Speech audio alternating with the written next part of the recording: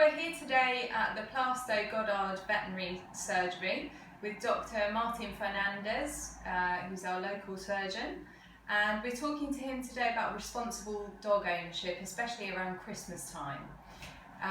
So, Dr. Angel, please introduce yourself and your role in the Newham community. Okay, so I'm Angel, I come from Spain. I have been here for 3 years now on the Newham, on the Plaistow branch of Goddard. And before here I was in Newcastle, and before that in my hometown in Sevilla. My role here, well, this is a first opinion practice, so we do pretty much vaccines, routine, neuterines, and all these kind of things. I have a special interest in dentistry, so I do a little bit more of that than other branches, and I have a little knowledge on exotics, so now and then you will find badges and reptiles or things like that on my consult room. And then on top of that, I would like to be more into the community. Now and then I have been called from schools to chat to students and things like that, but they always call me with really short notice, so far I have not been able to go. I'm really willing. He needs notice. And also we work closely with the doctors and the cat protection league to afford affordable to offer neutering schemes to try to control the amount of stray animals. That's wonderful. Yeah. Very good. So this is pretty much our role here. Yeah, that's very similar to our ethos as a community group. We promote, the Newham Dog Community promotes responsible dog ownership. So around Christmas time, specifically with people, especially as we know that people like to gift animals at Christmas time, what would be your advice? Do you have any advice yes, for the people in the community who are perhaps thinking of doing this? Yes, I always, whenever someone wants to buy a dog, even in Christmas, in Easter or summertime or whenever, I think that the first thing they have to do is to do their homework beforehand. So really check the kind of breed it will suit them better to their lifestyle and everything, because for example, if I cannot walk a dog for 2 hours a day, at least I will not relate a Weimaraner because they're going to be maniac. So and it's going to be crazy for me, for him, and for everyone.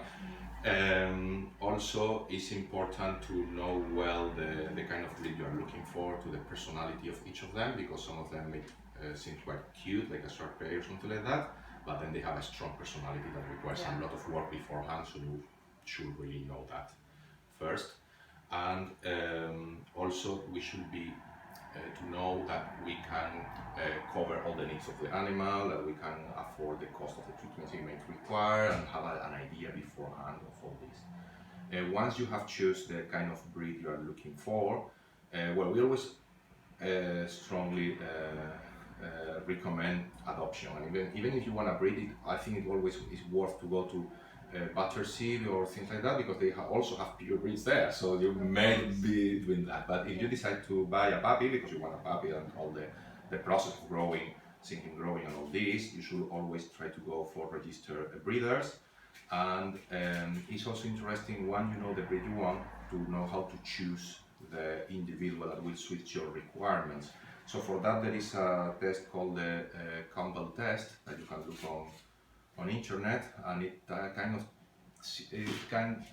helps to predict how it's going to be the personality of an individual. So you have the full literature there, and you do a 5 test, something like that, and you can more or less choose what to do. Also, the Kennel Club website, there is this test that you can fill with your requirements and what you need, and kind of points you to the kind of breeds that will suit you better. So I think that these tools, people should look at them beforehand, not to be stuck suddenly with an 80 kilos dog that you cannot work in your flat, the 20 square meters flat. Okay, so this kind of thing. With a very different reality. That's it.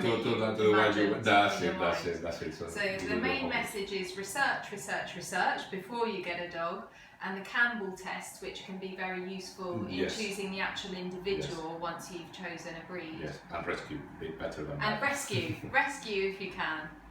Okay, that's great advice. Are there any other specific dangers for pets that you find around Christmas time specifically? There is a specific things on Christmas. First of all, we have a lot of people gathering in the houses, so we have people who is not used to dogs or may not be used to dogs, and dogs that may not be used to people, so it's good to introduce them one to another slowly. Also leave always a escape way for the animal. So if he wants to be apart and hiding behind a bed, let him be. Okay, so he can go. Also, try to lecture or to explain on any guest not to feed the animal from the table, because at the end we will have a lot of gastroenteritis and all this. Then on top of that, on Christmas time we have there is more leftovers. There are more food around the reach of the pets, so it tends to increase the gastroenteritis and all these kind of things. So be careful, and also be careful with particular elements like onion, garlic, raisins, grapes, chocolate, all these things. Be careful when you are cooking or when you leave the table that the dog is not arriving there. On top of this, we have the Christmas decorations, that because you have to be careful there, because all this could be a foreign body hazard. The dog may find quite interesting the Christmas tree, and that could end on the theater, so be careful with that.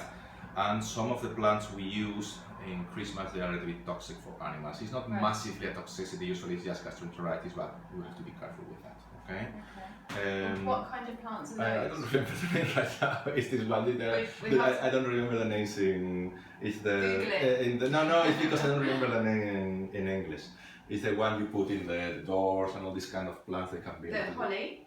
Mistletoe. The mistletoe. Mistletoe is poisonous for dogs. Yes, and this all the one with the red leaves and all that is also. So pretty much they are not horribly. Poncietta. That's it. Poncietta is also toxic. I mean, it's not a horrible toxicity, okay? But some diarrhea and some vomit will come with it. So it's not good for them. Yeah. Also, some sweeteners can be like xylitol and all this can be toxic for animals. Right. They are mildly toxic when you compare to raisins or chocolate, but it's a hazard. Okay.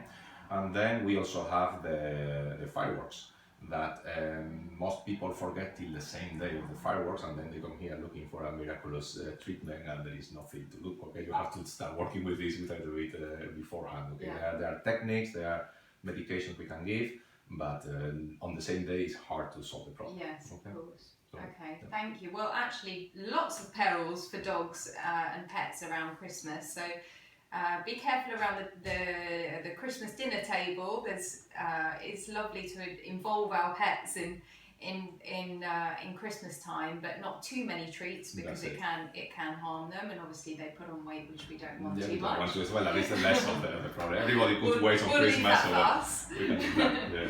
So, just one last question: do you own a dog? No, I don't have a dog because I can.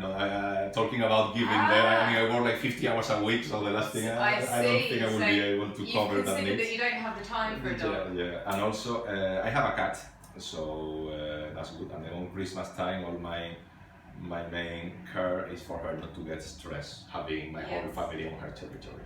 But other than that, she cats are very territorial. Yeah, they are. And having all the family there can be a source of stress. Yeah.